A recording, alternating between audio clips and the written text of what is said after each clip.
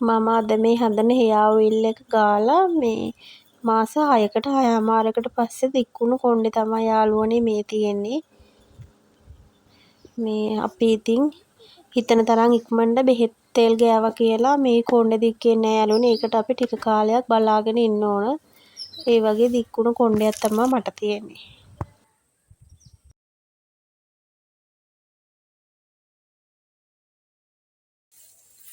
Hi ලස්සන ළමයි කොහොමද ඔයාලට?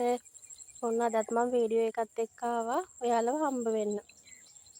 මං අද ඉතින් කෑම වීඩියෝ එකක් නම් නෙමෙයි යාළුවනේ ගේන්නේ. බලන්නකෝ මේ පරිසරයේ තියෙන ලස්සන.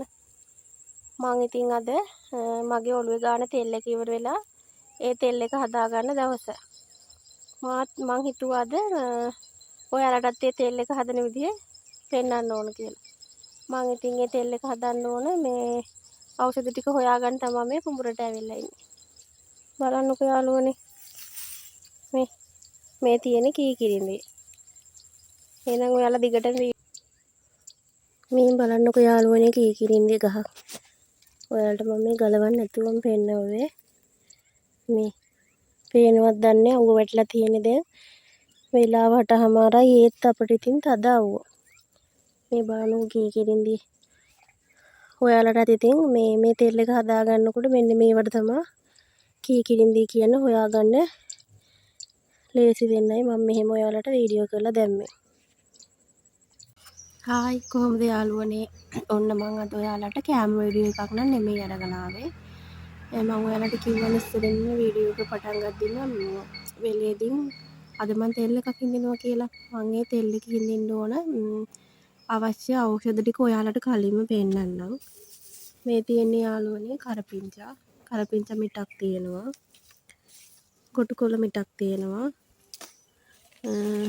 පොකුරු වදමල් 4-5ක් මං ගත්තා. මේවා ඉතින් හොයාගන්න නැති කට්ටිය අනිත් වදමල් මේ තෙල් එකේ ඉඳන් ගන්න පුළුවන් යාළුවනේ.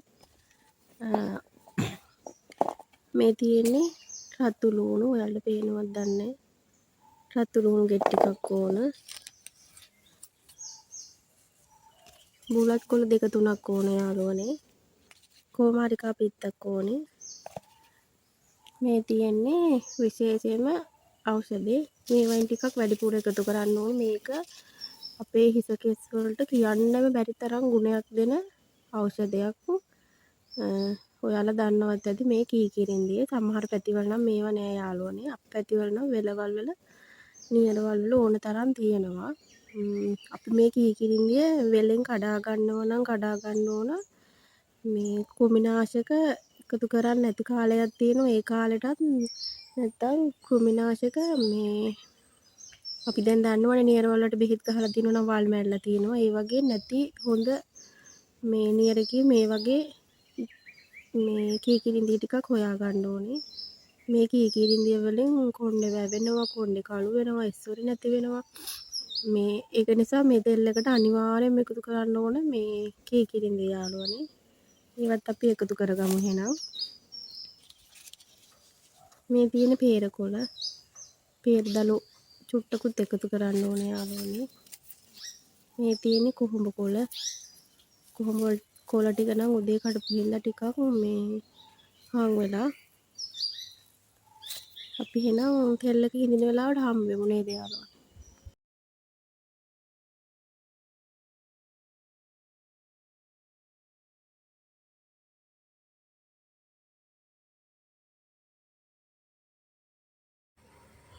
ඕනේ යාළුවේ මම මේ ඖෂධ ටික කපා ගන්න ගමන් තමයි ඉන්නේ.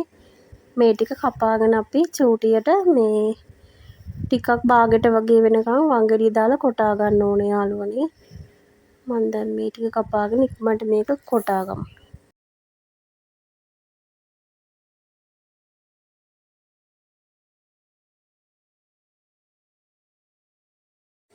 යාළුවනේ මේ වීඩියෝ එක කරන අතරතුර කතා බහ එහෙම ඇහෙනවා නම් ඒකට මට සමා වෙන්න. මම වීඩියෝ එක කරන්නේ එළියනේ. එහා පැත්තේ ගෙදර මේ සද්ද බද්ද වැඩි ඉතින් ටිකක්. ඒකයි ඔය මේ කඩ සද්ද එහෙම ඇහෙන්නේ. යාළුවනේ මේ අපි ඖෂධ ගනිද්දී ඒවා මේ සත්තු කාපු නැති ඖෂධ ඒ වගේම මේවා මේ අපි හොයාගෙන ඉවරලා හොඳට තෝරගන්න ඕන. නැත්තම් ඔය මේ කොළ වර්ගවල එහෙම මේ පිටි මකුණු ඉන්නවා.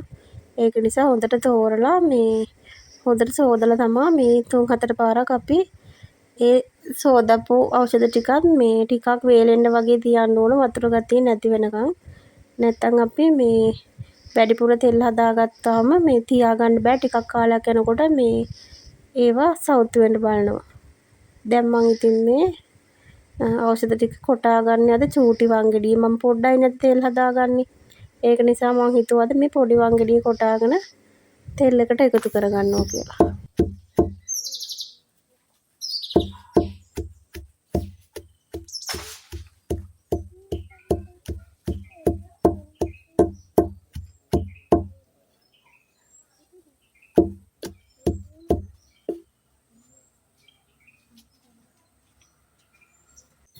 යාළුවනේ මම මේකට පාවිච්චි කරන තෙල් එක මේ ගෙදරම හදාගත්තු පොල් තෙල්.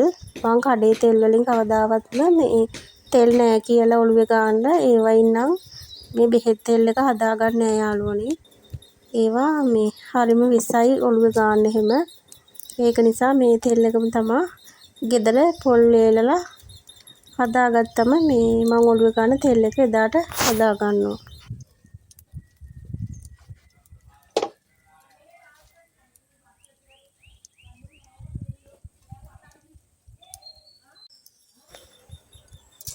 දැන් මම යාළුවනේ තෙල් එක චුට්ටක් රත් වෙනකොට ඒකට මේ උළු හාල් ටිකයි මම ගත්තු කුරුඳු පොතු කෑල්ලයි කළදුරු වඩ ටිකයි එකතු කරගන්නවා ඉස්සෙල්ලාම.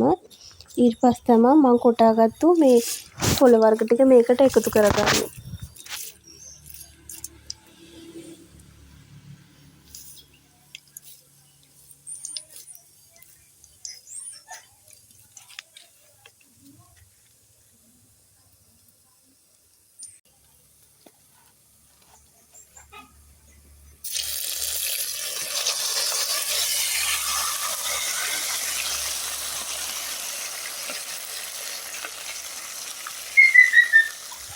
කොළ ටික එකතු කරලා යාළුවනේ මේ වැඩි ගින්දර දාන්න එපා.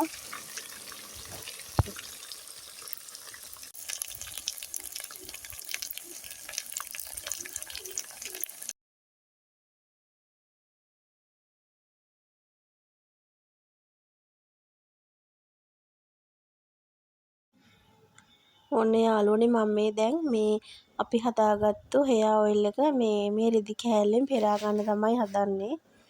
බලමු දැන් අපි මේ අපේ හෙයා ඔයිල් එක කොහොමද හැදිලා තියෙන්නේ කියලා.